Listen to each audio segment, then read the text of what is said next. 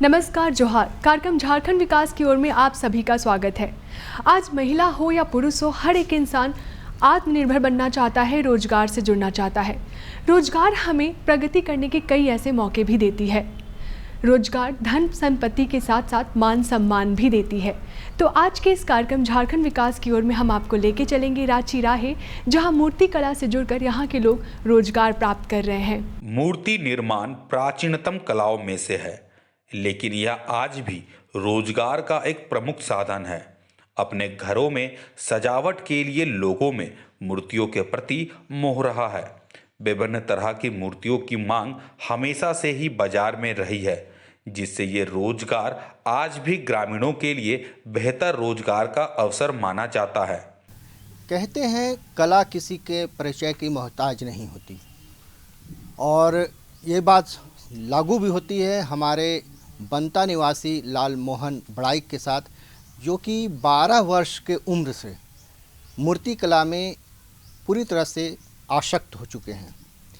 ये छोटी उम्र में शौकिया तौर पर मूर्ति कला को नया जीवन देने के लिए अपना जीवन न्यौछावर किए, और धीरे धीरे यही शौक़ बाद में इनका पेशा बन गया।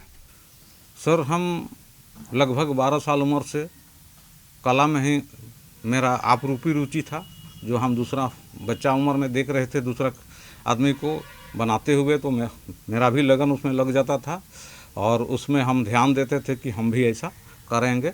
शौक़ था मेरा। तो 12 साल उम्र से हम इसका शुरुआत किए हैं। लगभग शौक़ से हम जब देखने लगे, बनाने लगे, तब 2-4 मूर्ति हम घर में बनाते थे सीजन में, जैसे सरस्वती पूजा हुआ, मनसा पूजा हुआ, इस सब में। तो बाहर से आदमी मेरा और गांव में बनाने वाले थे, बूढ़ा बुजुर्ग लोग, उन लोग का मूर्ति खरीदने के लिए लोग आते थे। तो मेरा मूर्ति भी देखे तो उन लोग को अच्छा लग गया, तो मेरा मूर्ति खरीद के ले गए। सबसे पहला मूर्ति मेरा 7 रुपया में बिका था, जो हम बनाए थे। आज से मोटा मोटी 40 साल से भी अधिक हो गया पहले। तो हमको भी रुचि बढ़ गया, पैसा मिला, तो हम और बनाने लगे सीजन में। तो टेस्ट नंबर लोग बाहर से आके खरीदने लगे। ऐसे करते करते मेरा डिमांड बढ़ गया, हमको ऑर्डर भी मिलने लगा। तो ऑर्डर मिलने लगा तो और हमको खुशी हुआ कि हम तो पैसा हमको देखने में, हम गरीब परिवार के लड़का थे, तो पैसा आने लगा, तो हम ज़्यादा रुचि फिर बढ़ गया मेरा। तो ऐसे करके हम मैंने काम करते थे, जिसको अभी भी मार्केट में मेरा डिमांड है और बहुत दूर से लोग आते हैं। पिछले 20 वर्षों में मूर्तियां बनाने वालों की संख्या लगभग 15 गुना बढ़ी है। इनमें पारंपरिक रूप से मूर्ति बनाने का काम करने वाले करीब 5% हैं। वहीं इस क्षेत्र में डिग्री लेने वालों की संख्या लाखों में है। ऐसे युवाओं के लिए मूर्ति कला स्वरोजगार का अच्छा जरिया बन सकती है। सर, ये आपरूपी मेरा ईश्वर कर दिया हुआ है कि हम कोई भी चीज़ अगर हमको बनाना होता है, चाहे तो फिनिशिंग देना होता है, तो उस चीज़ को हम देख लेते हैं एक बार।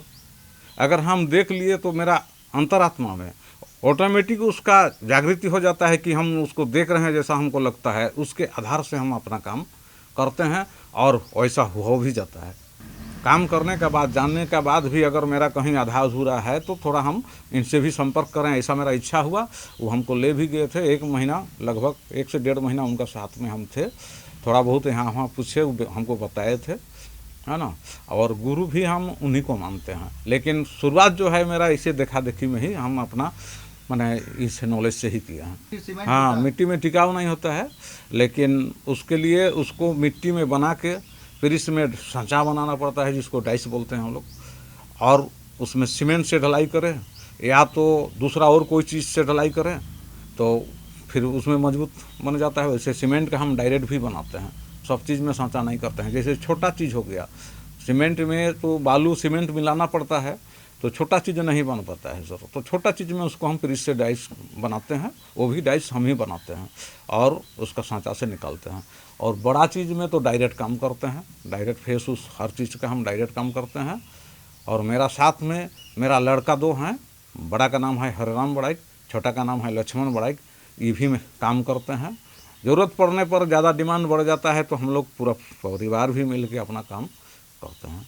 पिछले 20 वर्षों में भारतीयों द्वारा निर्मित कंटेम्पररी यानी समकालीन मूर्तियों की मांग हमारे देश के बाजारों में करीब 8% और विदेशी बाजारों में 30% बढ़ी है, जबकि पारंपरिक मूर्तियों की मांग स्थानीय बाजारों में तकरीबन 25% और विदेशी बाजारों में 40% बढ़ी है और इससे जुड़कर काम करने वाले लोगों को भी लाभ मिलता रहा है। मूर्ति में हम ध्यान रखते हैं कि सर्वप्रथम कि हम अच्छा से अच्छा चीज़ बनाएं ताकि मेरा डिमांड बढ़े और मेरा नाम से मेरा लड़का लोग भी, उन लोग को भी रोजी रोज़गार काम मिले, ताकि आज हम करके जाएंगे अच्छा काम तो फलाना का बेटा है, ऐसा आदमी को महसूस होगा और ये समझ के मेरा लड़का लोग को भी ऑर्डर मिलेगा।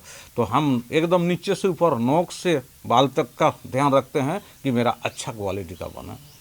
और अभी तक मेरा मार्केट, हम जिस क्षेत्र में हैं, सबसे अच्छा कलाकार के नाम से हम ही जाने जाते हैं और लोग को पसंद भी होता है, तभी तो मेरा यहाँ आके ऑर्डर देता है आदमी और ले जाते हैं। अभी आप मुख्य रूप से किन किन चीज़ों का मूर्ति बना रहे हैं?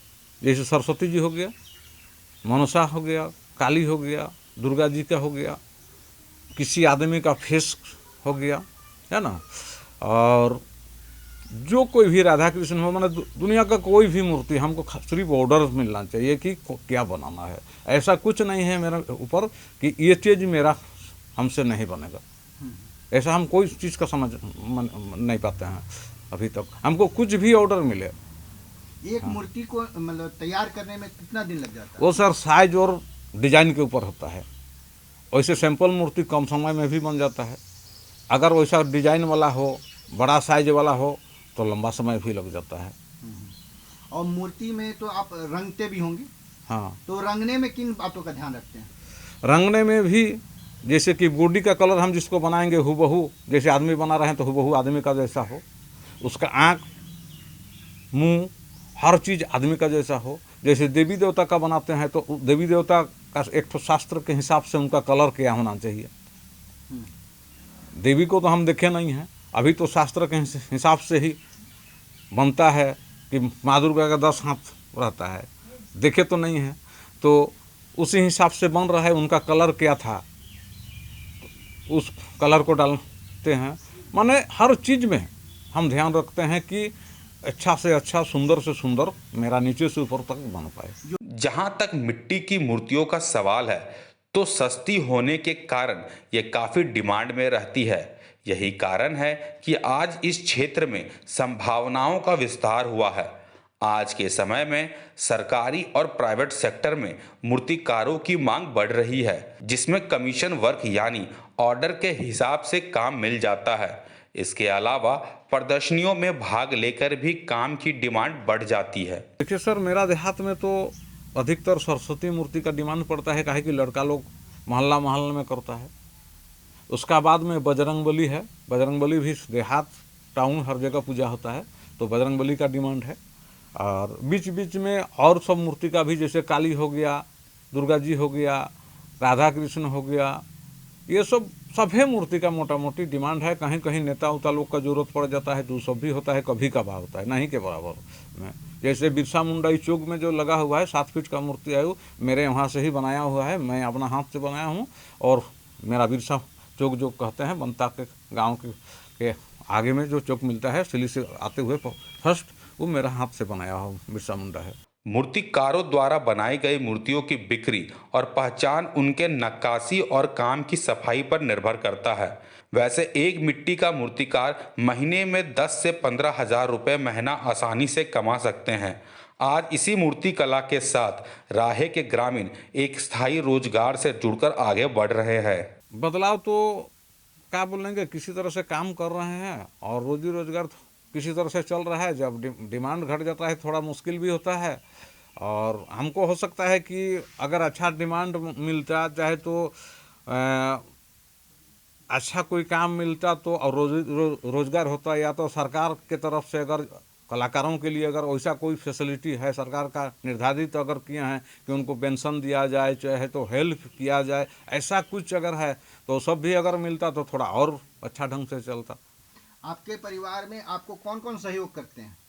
मेरा परिवार में मेरा बड़ा लड़का हरिराम बड़ाइक, उससे छोटा भाई है लक्ष्मण बड़ाइक, इसका माँ नवमी देवी, और उनका 2 माँ है वो गंगा देवी। माने पूरा परिवार है, हम लोग सब मिल के, मेरा बच्ची जो है लक्ष्मी कुमारी, सभी मिलकर जो जैसा सके, है ना, ऐसा। तो देखा आपने, मूर्ति कला को अपनाकर यहाँ के लोग रोजगार प्राप्त कर रहे हैं और अपने हाथों से अपने उज्जवल भविष्य को संवार रहे हैं। तो आज के इस कार्यक्रम में इतना ही। और हाँ, एक और बहुत ज़रूरी बात, अभी समय चल रहा है कोरोना काल का, तो कोरोना काल के समय में आप भीड़ में जाने से बचें, 2 गज की दूरी, मास्क है ज़रूरी, इस बात को कभी ना भूलें। नमस्कार।